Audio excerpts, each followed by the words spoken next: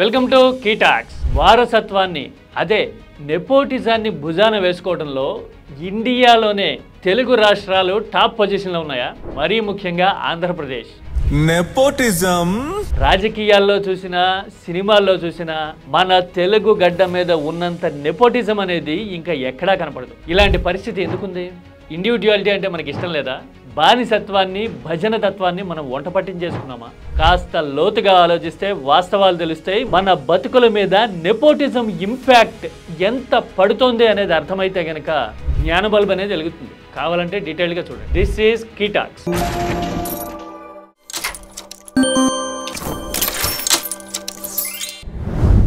Cinema, రాజకీయాలు ఈ రెండే తెలుగు వాళ్ళకి జీవితము, ఎంటర్టైన్మెంటు, వ్యాపకం ఏదైనా సరే.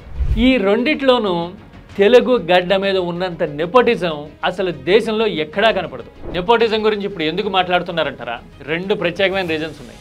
ఒకటి, కళ్ళ ముందు నడుస్తున్న పాలిటిక్స్ని చూస్తే నెపోటిజం అనేది ఎంత ఇబ్బందికరం, ప్రమాదకరం అనేది లోతుగా ఆలోచిస్తే అర్థమవుతుంది. ఇక రెండోది, మలయాళంలో సూపర్ స్టార్గా ఉండి నెలకొక సినిమా రిలీజ్ చేస్తాడు, వసూళ్లు చేస్తాడు, హిట్లు కొడతాడు అనే పేరున్న మోహన్ లాల్ కొడుకు నాకు సినిమాలు వద్దు, నా తండ్రి వారసత్వం వద్దు, నేను వ్యవసాయం చేసుకుంటా అని తన జీవితాన్ని తాను డిజైన్ చేసుకున్నాడు. ప్రణవ్ అతని పేరు.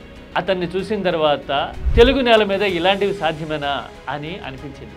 అందుకే ఇంతలా చెప్పడం. మొదట సినిమా విషయం చూద్దాం. ఈ జనరేషన్లో టాప్ స్టార్లు వీళ్ళు అని చెప్పుకునే నలుగురో ఐదుగురో ఉంటే వాళ్ళందరూ ఖచ్చితంగా వారసత్వం బేస్డ్గా వచ్చిన వాళ్ళే. తండ్రి నిర్మాత అవ్వడమో, హీరో అవ్వడమో, ఇండస్ట్రీలో బిగ్ షాట్ అవ్వడమో అనేది ఖచ్చితంగా కామన్గా ఉంటుంది. వీళ్ళు తప్ప అగ్ర హీరోలుగా ఎదిగిన వాళ్ళు మిగతా వాళ్ళు ఎవ్వరూ కనపడరు. ఇంతకు ముందు స్వయం కృషితో వచ్చారు అని చెప్పుకునే వాళ్ళు కూడా ఒక 10 మందిని డంప్ చేసిన తర్వాత అలా చెప్పుకునే అవకాశాన్ని కోల్పోయారేమో అని ఆలోచన ఉన్న వాళ్ళకి అర్థమవుతుంది. ఇప్పుడు కన్నడలో చూడండి, ఫ్రమ్ నోవేర్ KGF లో చేసిన యష్ అనే హీరో టాప్ స్టార్ గా ఉన్నాడు. నెపోటిజం. అలాగే తమిళనాడులో కూడా ఎలాంటి బ్యాక్గ్రౌండ్ లేకుండా కష్టంతో వచ్చిన అజిత్ లాంటి వాళ్ళు టాప్ స్టార్స్ గా ఉన్నారు. బాలీవుడ్ లో కూడా అంతే.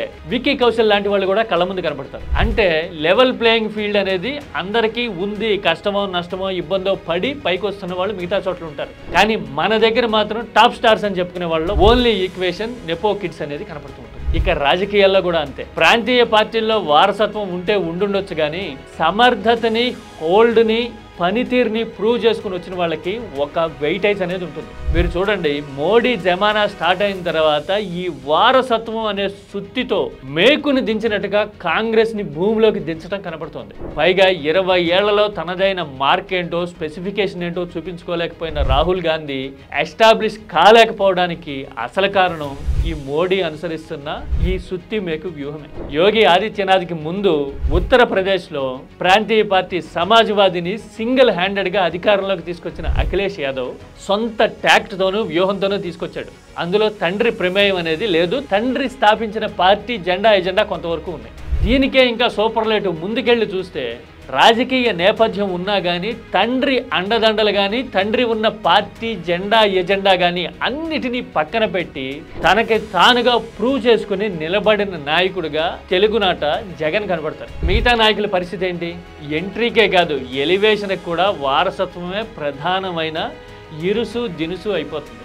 మనం ఏం సాధించాము, ఏం సాధించగలము అనేది మన చేతలను బట్టి, ట్రాక్ రికార్డుని బట్టి ప్రూవ్ చేసుకోవాల్సి ఉంటుంది. అఖిలేష్ యాదవ్ లాంటి వాళ్ళు పొత్తులతోనూ మిగతా పార్టీల సమన్వయంతోనూ సంబంధం లేకుండా సాధించి ఇదే నిరూపించారు. ఏమంటారు? నెపోటిజాన్ని నెత్తిన పెట్టుకోవడం అనేది మనకు ఒక అలవాటుగా మారిపోయిందా? సొంత ఆలోచన లేకపోవడం ఒకటైతే, బలమైన జాతీయ పార్టీల ఎగ్జిస్టెన్స్ కనిపించకపోవడం అనేది కూడా మరో రీజన్. బహుశా జాతీయ పార్టీలు తోసుకొస్తే ఇలాంటి పరిస్థితికి బ్రేక్ పడి సమర్థత, క్యాపబిలిటీ, కెపాసిటీ అనేవి అన్ని వైపుల నుంచి, మరీ ముఖ్యంగా రాజకీయాల్లో వచ్చేందుకు అవకాశం ఉంటుందేమో. This is కీటాక్స్.